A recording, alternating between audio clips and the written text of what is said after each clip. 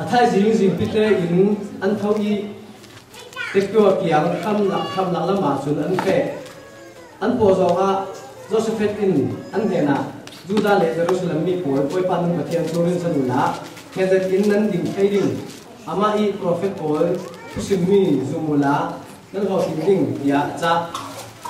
mission people thu an ron thu ama sa prophet poi thusimmi zumula nan ho ding tia cha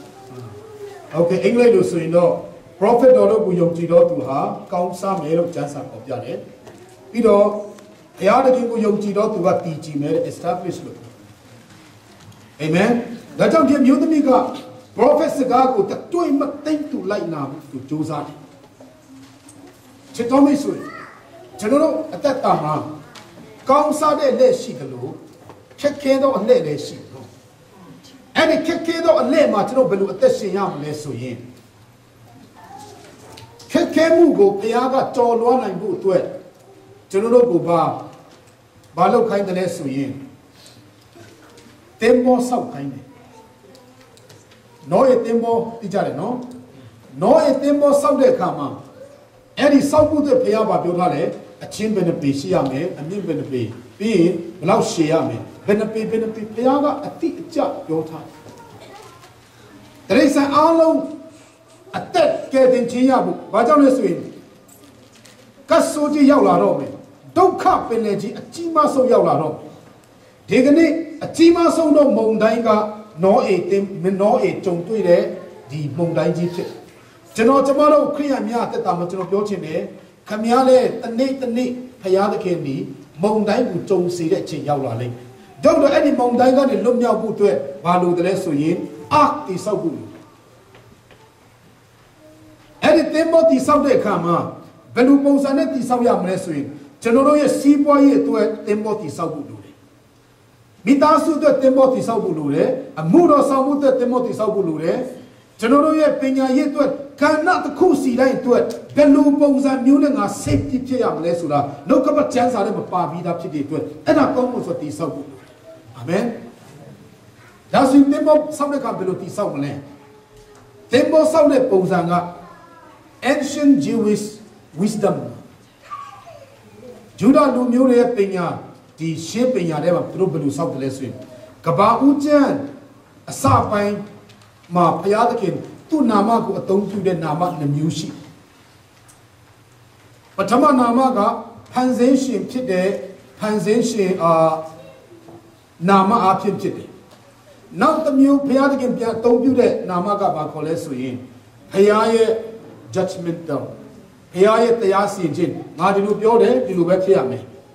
ငါဒီလိုစီမံထားတယ်ဒီတိုင်းလိုက်နိုင်ရမယ်ဆိုတော့ဘုရားရဲ့နာမတစ်မျိုးရှိ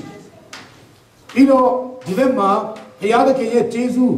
ဘုရားချေတနာခြင်းအဲ့ဒါကိုဆောင်တဲ့နာမဒီနှစ်ခုကိုပေါင်းပြီးမှတည်ဆောက်ထားတာကအာလို့ဘာကြောင့်လဲဆိုရင်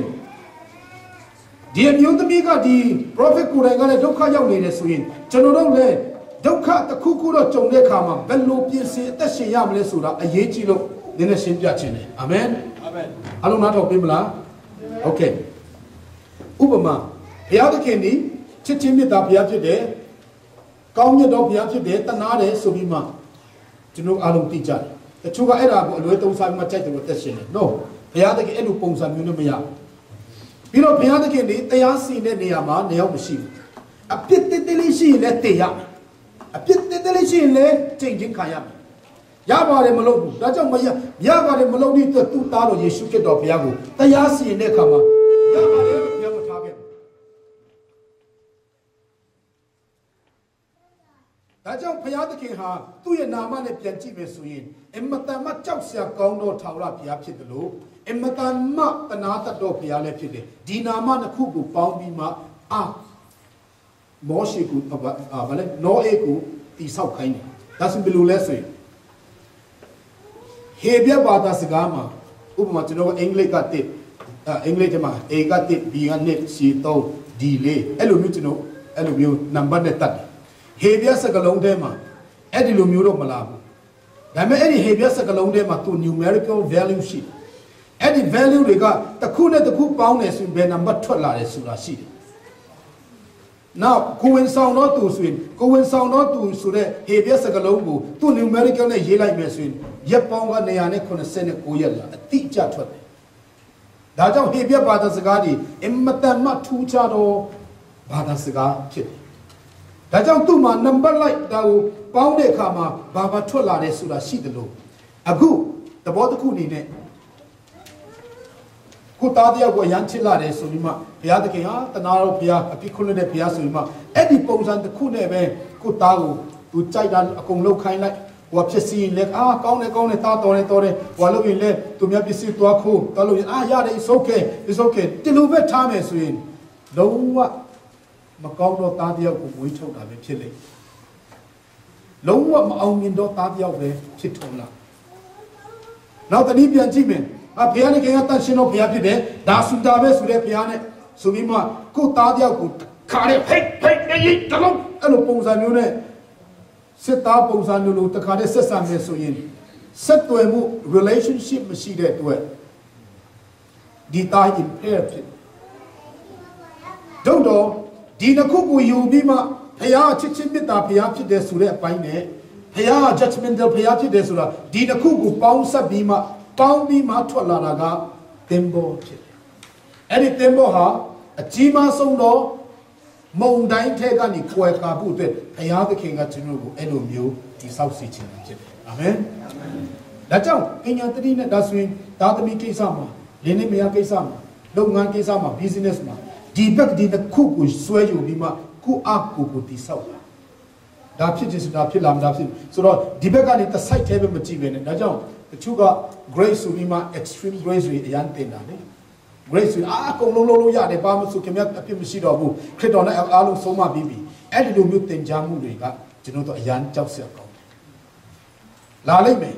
လူတွေလာလိုက်မယ်အဲ့ဒီလိုလူမျိုးလာတရားဟောတဲ့သူတွေကိုလုံးဝရှောင်ထားပါပြီးရင် Jehovah Witness ကိုအိမ်မှာလည်းလုံးဝအဝယ်မခံပါနဲ့ Mormon တွေကိုတော့ပြအဝယ်မခံပါနဲ့နောက်ဆုံးတော့ကာလမှာလက်ပြချက်အကြီးမားဆုံးကအဲ့ဒီထဲကနေစလာဘာကြောင့်လဲဆိုရင်ကျမ်းစာပေါ်ပြတယ်ယုံကြည်ခြင်းဒီကြားနာခြင်းဖြစ်တယ်ခင်ဗျားဒါတွေကိုခဏကြားပါခင်ဗျားယုံကြည်လာလိမ့်မယ်ဒါကြောင့်မှန်ကန်တော့တရားကိုကျွန်တော်ကြားနာဖို့လိုတယ်တစ်ဖက်ဆောင်ပုံစံနဲ့ကျွန်တော်လုပ်လို့မရဘူးအာမင်ဘာကြောင့်လဲဆိုရင်ကျမ်းစာထဲမှာဘုရားရဲ့အပြစ်စီရင်ခြင်းကျွန်တော်ခဏတွေ့ရတာပဲ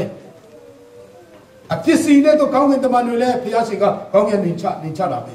အပြစ်ရှိတဲ့အတွက်ရည်နဲ့တစ်ခါဆေးကြောခဲ့တာပဲအပြစ်ရှိတဲ့အတွက်တောတော်နဲ့ခေါင်းမလာကိုတစ်ခါတည်းဖမ်းပစ်စီတာဒါကြောင့်အဲ့ဒီဖြစ်စီတဲ့အပိုင်းတစ်ခုနဲ့ပဲမယူပဲနဲ့ဘုရားသခင်ဒီနှစ်ခုအားဖြင့်ကျွန်တော်ကိုအမြဲတမ်းကြည့်ရှုတယ်ဆိုရင်မှမိမိအသက်တာကိုပြင်ဆင်အသက်ရှင်မှုပဲရကောင်းကြည့်ပေးပါစေအာမင် prophet ကဒါလောက်ရမယ်ဒီလိုလောက်ရမယ်အတိအကျသူ့ကိုစကားပြောတယ်ဒီမှာစဉ်းစားပါဦးခဏလေး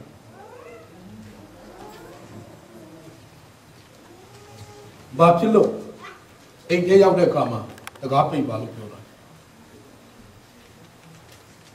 စဉ်းစားကြည့်လို့ prophet တွေ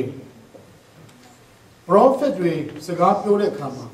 ကျွန်တော်တို့တခါချင်းနားမလည်ဘူးဆိုရင်ဝိညာဉ်ရေးကိစ္စတွေရတယ်အရန်တတိထားစေပေါ့ဝိညာဉ်တော့အကြောင်းကိုသွားမသိပဲနဲ့ဥမာလေဟေရှာယအခန်းကြီး20မှာဘုရားပြောလေဟေရှာယတော့မနေ့ဟိုလေ breakfast စားနေတဲ့ချိန်ဟေရှာယအခုချက်ချင်းဒီအိန္ဒိယကုန်ချွတ်ကိုတော့အခုချွတ်ဟုတ်လားhello excuse me everybody ကို3လုံးနဲ့3နှစ်လောက်သွားနေတာဟာဘူးလား hello Ezekiel ထဲမှာတင်ဘယ်ဘက်ချမ်းမှာရက်ပေါင်း990လို့အဲ့ရမယ်ပြီးရင်တာပြီးတဲ့ခါမှာညာဘက်ချမ်းမှာရက်ပေါင်း40ပြန်အဲ့ရမယ်အဲ့ဒါဆိုတာမျိုးကြားဘူးလားလူတယောက်ခရစ်တော်စီလဲဘာလို့ပြရမလဲကိုတော်မျက်စိမြင်ပြန်မြင်ခြင်းနဲ့ဟုတ်လား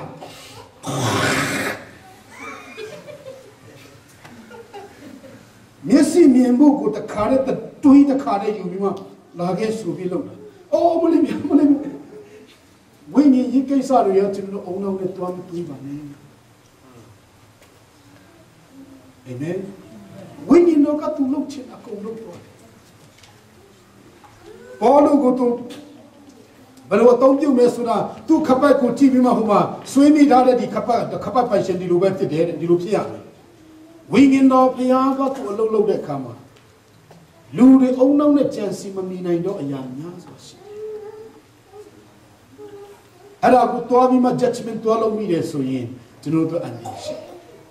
ရောက်စီတဲ့နားလည်းဘုရားကောင်းပါပေးပါစေအာမင်အာမင်အဲ့မျိုးသမီးစီမှာပါပြောတယ်ကဲဦးတွေအားလုံးစုပြီးတဲ့အခါမှာတကားပိတ်ပါအားလုံးပြောအောင်တကားပိတ်ပါ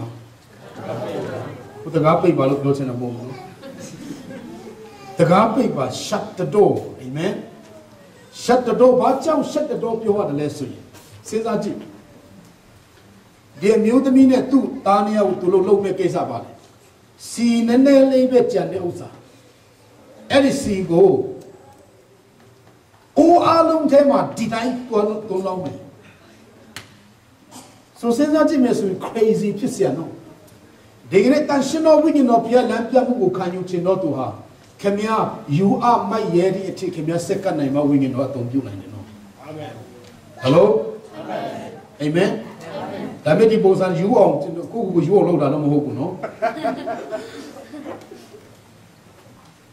ဒါကြောင့်ဘာကြောင့်တခါပိတ်ခိုင်းတယ်လဲမစီမဆိုင်လူတယောက်လာဝင်ပြီးမှသူလာနောက်ဆက်ရင်လည်းနောက်ဆက်သွားမယ်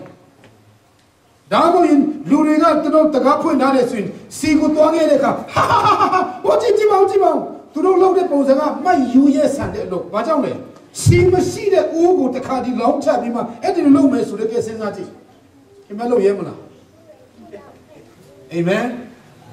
တော့အရာသခင်ဘယ်မှာနမိတ်ခဏပြုတယ်လဲဆိုရင်နာခံခြင်းရှိတော်သူအသက်တာမှာနမိတ်ခဏပြုတယ်ဗျာ